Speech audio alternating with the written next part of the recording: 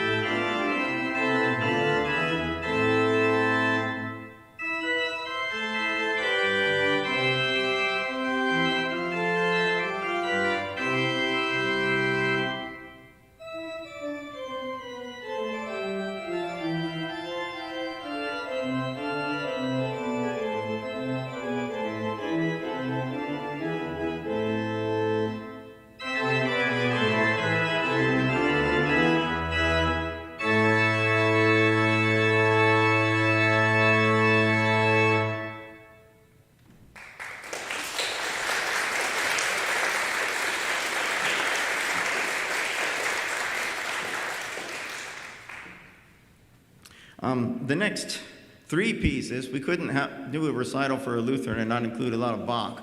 So you're going to get a good dose of Bach here today. The next piece is a setting. This is also in your hymnal if you're curious and want to see this. It's hymn number 137. We don't sing it here, Presbyterians, but it's in the book.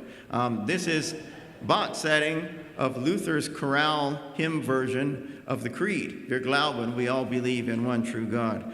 And this is one of the pieces. Several times I've played things as preludes or postludes in church, and Gene Martin Williams would come up to me afterwards and say, that one, that's the one, put that one down, that one too. So I'll tell you about the piece after this one, but this is Bach's setting of the Creed.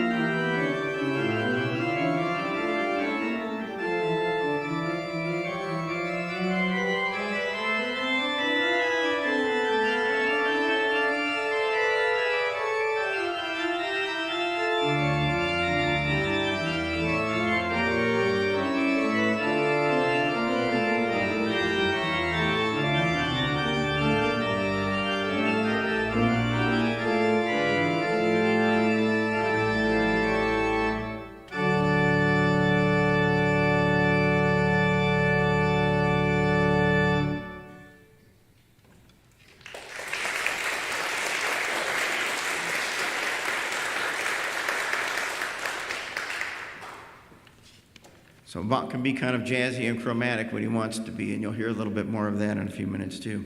I'll tell you about the next two pieces. The next piece is a quiet setting of an Advent hymn, and this is also in the hymnal if you want to look it up in 14. That's an easy one to find. Savior of the nations come, or in German, Nun komm der Heiden Heiland. And you'll hear that mentioned in just a minute in something I'm going to read, but it's a beautiful piece that a lot of organists play. It's dear to many of our hearts, and that was true of Ray. But I played this back in 2016. I've probably played it almost every Advent. Played it in 2016, and this is the kind of email that I would get from Ray Martin. And if you're not an organist, there's some famous names mentioned in here in some churches in New York City. Vernon DeTar, who's a famous organist, and also David McKay Williams. But this is from November of 2016. Ray says, Thanks, John, for a beautifully played Advent service today. I forsook Luther for Calvin and joined Jean's family for grandson Greer's 11th birthday. At his request, we ate lunch at the Sakura Steakhouse, an excellent Japanese restaurant I highly recommend. The two nooncoms, which you played beautifully, are favorites of mine. Vernon Detar played the ornamented one for a prelude at Ascension Church on Sunday, December the 7th, 1941. That afternoon, my wife and I to-be, fellow Juilliard students, attended Evensong at St. Bart's, at St. Bartholomew in New York, with David McKay Williams. At the conclusion of that service, the rector announced that the Japanese had bombed Pearl Harbor. We knew all our lives had changed forever. Best wishes to you and your family this Advent and Christmas season, Ray. So sometimes for us musicians, certain pieces of music get associated with events, and our personal lives are in the world, and I think that's one of them. So this is a beautiful meditative piece, and then I'll change completely to the Fantasy and Fugue in G minor. And we usually think of Bach's preludes or toccatas or preludes and fugues as pieces that he put together all at once, but a lot of times they were written as separate pieces and put together later. The fugue that you'll hear is based on a Dutch folk song, which was significant, and Bach actually wrote the fugue before he wrote the fantasy, but that would have been something that would have been recognizable to the people listening and show off. But it's also one of the pieces that's been described as unprecedented virtuosity, and for Bach, that's a lot. So there's a lot of kicking around in the pedals and a lot of stuff that's nonstop. The fugue is a lot of fun. The fantasy, very dramatic, chromatic, intense. I'm not doing a Halloween concert, but I guess this is about the closest we would get with it. And while I'll do that, I was looking to see if Aiden and Kate were in here somewhere, my wife and my son. Back there. Okay. Oh, there they are. Some of my son will appreciate this one. I'll throw in one little joke for a little bit of humor before we get more serious. But why can't skeletons play any church music? It's because they don't have any organs.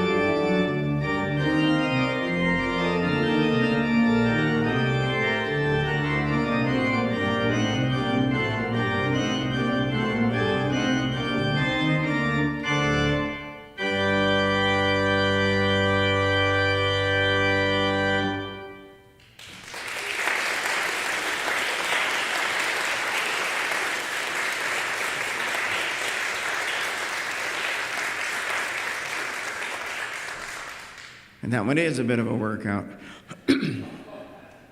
And I hope Jean and the family will indulge me with this next piece. Is the only one that wasn't one that we talked about, I don't think. It was a choice of mine. But it's a piece that I learned, I guess, to explain the piece of music. It was written by a composer in Winston-Salem, North Carolina, Dan Locklear. And he wrote this in memory of his mother. HHL is Hester Helms Locklear. So he wrote the piece originally for strings in memory of her. About 10 years later, he wrote this organ arrangement of the same piece of music.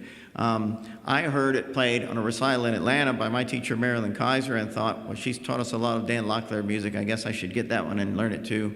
I bought it, and I put it in my stack of music to be learned and kind of forgot about it for a while.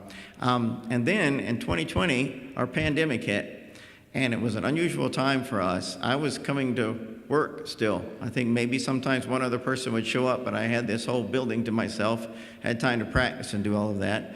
The other thing that happened is that my mother passed away about 3 weeks into the pandemic, not long into that. And it was a time when we couldn't gather, couldn't get family together, we couldn't be around other people, so it was an odd time to grieve. So learning this piece was sort of my grief process. I pulled it out and thought, well, now's the time to learn it, and I've started playing it on recitals and in services, and it's been very deeply moving to me. The symbolism that Locklear puts in here for his mother is two things. If you know music, you know what a plagal cadence is, or a 4/1 cadence. If you don't understand what that means, if you remember back when we used to sing Amen at the end of every hymn, those two chords are what's called a plagal cadence. And Dan thought that this was a good way to honor his mother and the finality of her earthly life. The other thing is that she taught young children Sunday school. And so right near the end of the piece, you'll hear this little bit of a snippet of Jesus Loves Me thrown in, just a little phrase to acknowledge that. So that's kind of nice. But a personal story I have about this piece, I played it on another recital. It is a rerun, but it's been a few years. I played it on a recital here that had an All Saints theme. And I was in the church. The organ console had been moved over as it is, and I was practicing. I thought I was in the room alone, but I played that piece, and when I finished it, I heard someone clapping up in the balcony. And I was kind of surprised. I looked up, but there was a man working up there. He was painting. And he just stopped and was listening to the music, and he said, "That's the most beautiful thing I've ever heard." And I was touched. We have our stereotypes about classical music. It's supposed to be for the rich people, for the white, all of this, and it's not. It touches everyone. But he was moved by that piece of music, having no idea what it meant. So I told him the composer wrote it in memory of his mother. I learned it in memory of mine. And then he started telling me about recently losing his mother before that, and how much that piece of music just caught him. And so it's got a way of getting to people. It's hard to explain, but I think you'll find it meaningful too.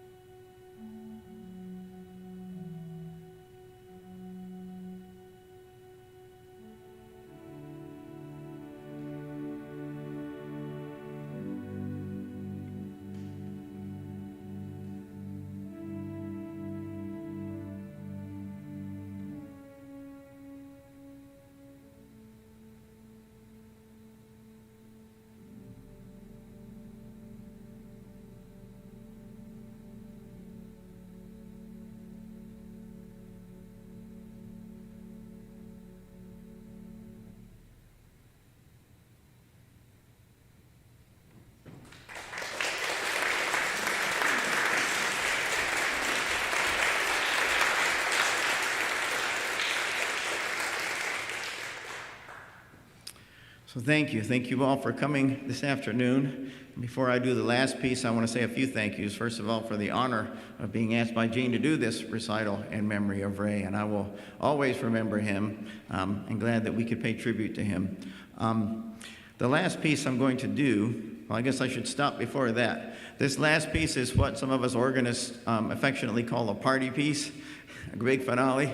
And that's appropriate because I want to thank some of our choir members who have put together a great reception in the atrium. So please do go in there and have some cookies and something to drink and say hello to each other. Rather than getting caught in here, I'll go in there and talk to you. If you've got questions you want to know about the organ, we can come back in here. But let's go in there and get something to eat would be good. But this piece is the finale from Louis Viern's first organ symphony.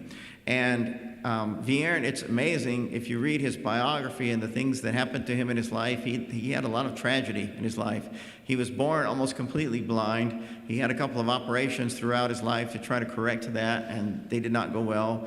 One of them, as a result, he had to stay in a dark room for 6 months and not be exposed to light. His first wife was unfaithful to him. He lost a brother and a son in the war. He was passed over for some big positions at the Paris conservatories. There were a lot of tragedies, a lot of things, and how he came out with so much joyous music after a life like that, it's hard to tell. But one of the things that when he wrote this symphony and wrote this finale, he went on tours all around, and he got kind of tired of playing this piece. I guess if you know popular music, it's sort of like Piano Man for Billy Joel. He's really sick of playing it, but he can't go anywhere without doing it. So he said, I don't want to play this anymore, but everybody wants to hear it, so I'll keep playing it. So that was a great thing for him. But Louis Vierne, among other things, was the organist for a time at Notre Dame. And he had stated one time that his wish was to die playing the organ at Notre Dame. And he got his wish because he passed away in a recital, had a heart attack and died while he was playing his very last recital at Notre Dame. As much as I love this church and this organ, that is not my final wish. So I do not want that to happen. But thank you for coming today. Enjoy Viern's finale, and then we'll meet in the atrium and have something to eat.